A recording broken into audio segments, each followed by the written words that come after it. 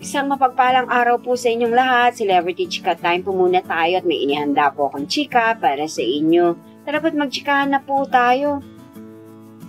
Teleserye ng Asia's multimedia star na si Alden Richards mapapanood na sa Netflix sa darating na July 26. Yes, mga celebrity Chika Time, yan po ang ichichika ko sa inyo na lubos rin pong usap-usapan sa social media ng mga netizens, lalong-lalo na nga po ng mga followers at supporters ni Alden.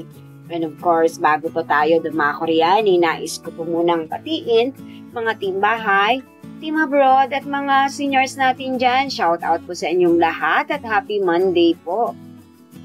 Narito po muna ang pa-updates ni Maine at Alden. Yes po, ngayong araw nga po ng Lunes ay present pong muli ang ating phenomenal star na si Mengay sa longest running noontime show na Eat Bulaga.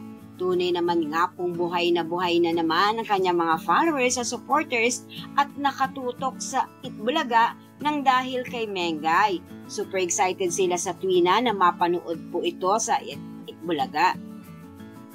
Samantalang Asia's multimedia star na si Alden Richards sa darating na June 12 ay nasa Davao City naman po ito para sa Regional TV Kapuso Fans Day. Yes po, naroon po si Alden para i-promote ang kanyang pinakabagong teleserye sa GMA7, Ang Pulang Araw. Kung kaya naman po mga followers sa supporters ni Alden na mula sa Davao, super excited na po na makasama si Alden sa Fans Day po niya. And speaking of Pulang Araw na teleserye ng ating Asia's multimedia star na si Alden Richards, at ito nga po ang pinaka-latest na post ng Netflix na kung saan nga po ay sa darating na July 26 ay mapapanood na po natin ang Pulang Araw.